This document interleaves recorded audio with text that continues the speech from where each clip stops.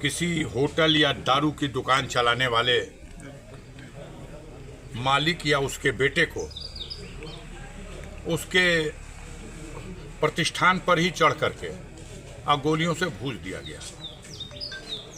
हौसला बुलंद अपराधियों ने कानून व्यवस्था को इतनी बड़ी चुनौती दी और अफसोस होता है मीडिया के भाइयों पर भी कि आप विज्ञप्ति लेते हो और प्रशासनिक विज्ञप्ति आ रही है कि कप्तान साहब ने कहा है कहीं भी छुपे होंगे छोड़ेंगे नहीं। सूबे का मुख्यमंत्री दावा करता है कि हमने कानून व्यवस्था चाक चौबंद बना दी है, कहीं परिंदा पर नहीं मार रहा है। पर मारना तो छोड़िए, क्या मार के चला गया।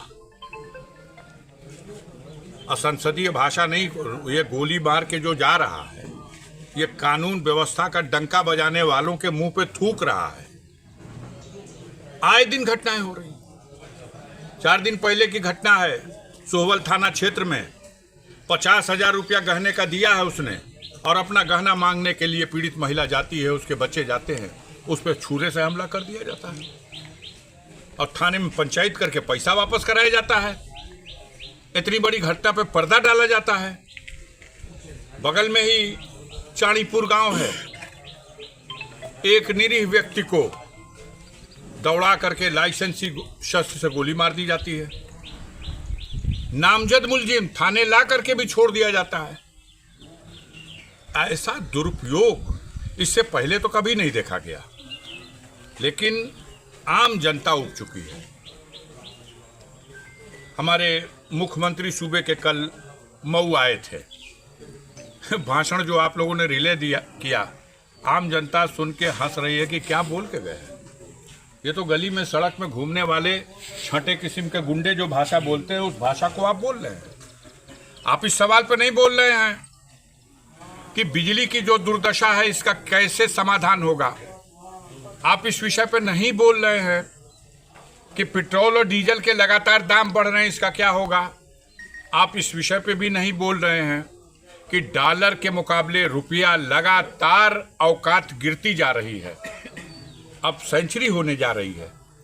आप इस विषय पे नहीं बोलते हैं कि किसानों को खाद नहीं मिल रही है, पानी समय पे नहीं मिल रहा है, ट्रांसफार्मर गांवों में जल जा रहे हैं। इस भीषण गर्मी में महीनों बीत जा रहा है, उनको ट्रांसफार्मर नहीं मिल रहा है।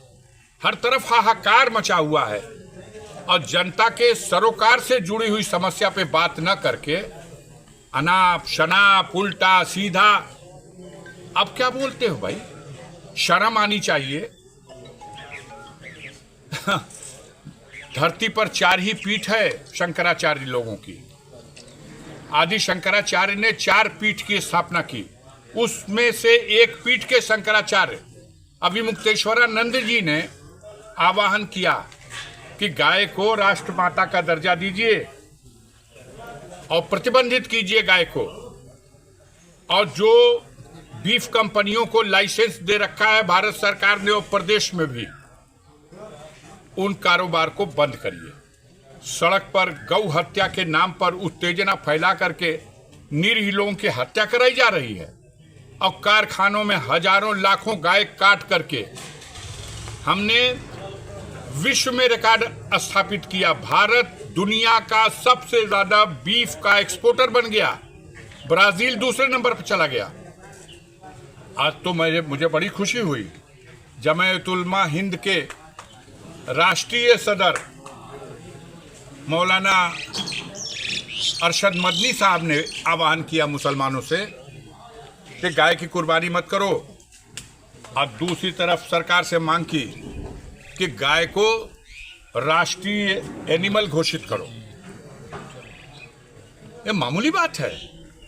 मुसलमान ईदगाह में हाथ उठा के चिल्ला रहा है कि गाय को राष्ट्रीय एनिमल घोषित कर दो।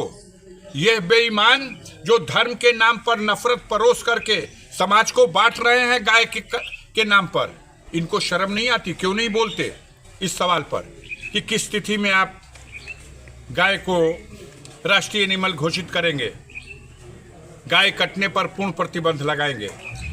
मैंने तो पहला सांसद हूं जिसने ये बयान दिया था और मैंने अभिमुक्तेश्वरानंद जी के प्रस्ताव का समर्थन किया था। तो जनता को मूल मुद्दे से हटा करके और रोजी रोटी के सवाल से अलग एक नफरत फैलाने वाला जो कारोबार चल रहा है, आने वाले 2027 के चुनाव में उत्तर प्रदेश की जनता माननीय अखिलेश यादव जी के नेतृत्व में एक बड़ा परिवर्तन करेगी और इन पापियों को सत्ता से बेदखल करके समाजवादी पार्टी के नेतृत्व में माननीय अखिलेश यादव को उत्तर प्रदेश का फिर से मुख्यमंत्री बनाएगी। ऐसी उम्मीद, ऐसा हौसला, ऐसा संकल्प लेकर के समाजवादी पार्टी का एक एक कार्यकर्ता और समाज का हर कमजोर कमेरा व्यक्ति, शोषित, पीड़ित, अल्पसंख्यक सब एकजुट होकर के इस लड़ाई में सब एक साथ देंगे। सांसद जी, 27 में लोग विधानसभा के चुनाव में पीडी की जब सरकार बनेगी तो क्या उत्पीड़न का हिसाब लिया जाएगा?